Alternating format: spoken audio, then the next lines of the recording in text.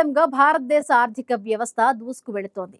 దేశ వృద్ధి రేటు సైతం అంచనాలకు అనుగుణంగా రాణిస్తోంది. అంతేకాదు దేశ ప్రజల తలసరి ఆదాయం సైతం గణనీయంగా పెరుగుతోంది. ఈ నేపథ్యంలో దేశ ఆర్థిక వ్యవస్థ గురించి ఎస్బీఐ తాజాగా ఒక నివేదికను విడుదల చేసింది. 2030 నాటికి భారత ఎగువ మధ్య ఆదాయ దేశాల జాబితాలో చేరుతుందని State Bank of India research తాజా నివేదికలో పేర్కొంది.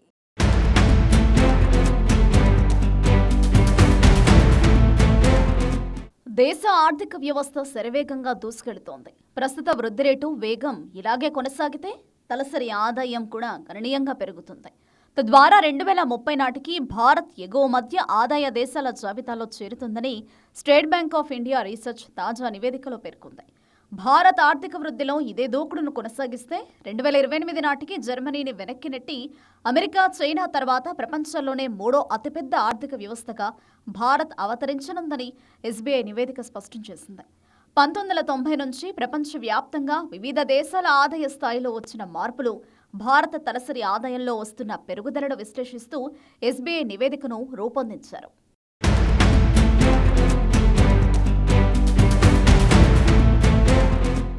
దేశానికి స్వాతంత్ర్యం వచ్చాక మన జీడీపీ $1 ట్రిలియన్ చేరుకోవడానికి 60 ఏళ్లు పట్టింది. ఆ తర్వాత 7 ఏళ్లలోనే అంటే 2014 నాటికి $2 ట్రిలియన్, మరో 7 ఏళ్లు అంటే 2021లో $3 ట్రిలియన్ స్థాయికి భారత్ చేరుకుంది. 2025లో $4 ట్రిలియన్ స్థాయిని అధిగమించామని, 2027 నాటికి $5 ట్రిలియన్ ఆర్థిక వ్యవస్థగా భారత్ అవతరించే అవకాశాలు మెరుగ్గా ఉన్నాయని ఎస్బీఐ నివేదిక పేర్కొంది. ప్రస్తుతం కొనసాగిస్తున్న ఈ జోరు ఇలాగే కొనసాగితే 2035 నాటికి భారత ఆర్థిక వ్యవస్థ $10 ట్రిలియన్ స్థాయికి చేరుకుంటుందని ఎస్బీఐ నివేదిక అంచనా వేసింది. ప్రపంచ వృద్ధి పంపిణీలో భారత్ స్థానం గత 25 ఏళ్లలో 92వ పర్సెంటైల్ వద్ద ఉండగా 2024తో ముగిసిన దశాబ్దంలో అది 95వ పర్సెంటైల్కు చేరింది. అంటే ప్రపంచంలో వేగంగా వృద్ధి చెందుతున్న దేశాల జాబితాలో భారత్ తన స్థానాన్ని పదిలం చేసుకుంది.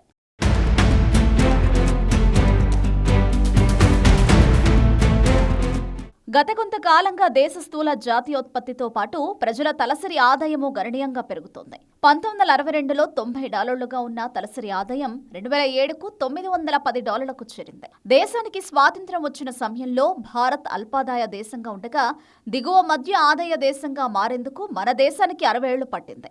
2009లో $1000గా ఉన్న తలసరి ఆదాయం 2019 కల్లా $2000కు చేరింది. తాజా అంచనాల ప్రకారం 2026 నాటికి ఇది $3000కు, 2030 నాటికి $4000 స్థాయికి చేరుకుంటుందనే అంచనాలున్నాయి. ప్రపంచ బ్యాంకు ప్రమాణాల ప్రకారం తలసరి ఆదాయం $4500 దాటితే ఆ దేశాన్ని ఎగువ మధ్య ఆదాయ దేశంగా పరిగణిస్తారు. భారత్ రాబోయే కొన్నేళ్లలోనే ఈ మైలురాయిని ఖచ్చితంగా చేరుకుంటుందని ఎస్బీఐ నివేదిక అంచనా వేసింది.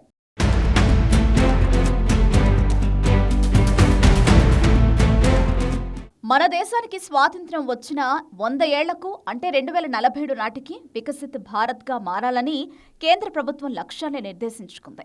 అంటే అప్పటి వరకు భారత్ అధిక ఆదాయ దేశంగా మారాల్సి ఉంటుంది. ప్రపంచ బ్యాంకు ప్రస్తుత ప్రమాణాల ప్రకారం అధిక ఆదాయ దేశంగా మారాలంటే తలసరి ఆదాయం $13,936గా ఉండాలి. ఈ లక్ష్యాన్ని చేరుకోవాలంటే దేశ తలసరి ఆదాయం ఏటా 7.5% సగటు వార్షిక వృద్ధి రేటును నమోదు చేయాల్సి ఉంది. గత 23 ఏళ్లలో భారత్ ఇప్పటికే 8.3% వార్షిక వృద్ధిని సాధించింది. అందుకే కేంద్రం నిర్దేశించుకున్న లక్ష్యం చేరుకోవడం సాధ్యమేనని ఎస్బీఐ పేర్కొంది. ఒకవేళ 2047 నాటికి అధిక ఆదాయ పరిమితి $18,000కు పెరిగితే భారత్ 8.9% వృద్ధి రేటును సాధించాల్సి ఉంటుంది. ఇందుకోసం నామినల్ జీడీపీ వృద్ధి రేటు డాలర్ల రూపంలో ఏటా సుమారు 11.5% ఉండాలని ఎస్బీఐ నివేదిక సూచించింది. గతంలో భారత్ 11% వృద్ధిని నమోదు చేసిన చరిత్ర ఉండడంతో ఇది కూడా సాధ్యమయ్యే అవకాశాలు ఉన్నాయి.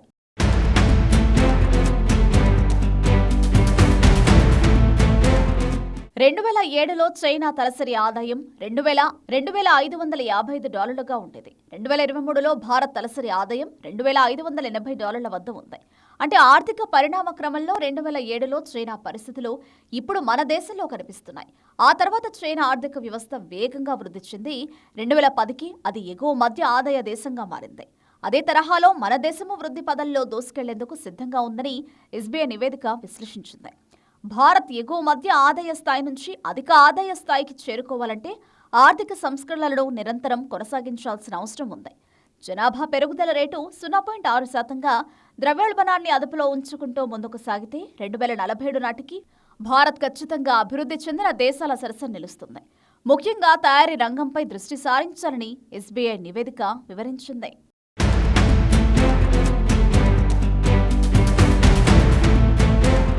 గత కొంతకాలంగా భారత్ గణనీయమైన వృద్ధి రేటును సాధిస్తూ శరవేగంగా దూసుకు వెళుతోంది. భారత్ ఇదే దూకుడును కొనసాగిస్తే త్వరలోనే ప్రపంచంలోనే అతిపెద్ద 3వ ఆర్థిక వ్యవస్థగా అవతరించడం ఖాయమని అంచనాలు వెలువడుతున్నాయి. అంతేకాదు 2030 నాటికి భారత్ ఎగువ మధ్య ఆదాయ దేశంగా అవతరించే అవకాశాలు ఉన్నాయని ఎస్బీఐ నివేదిక అభిప్రాయపడింది.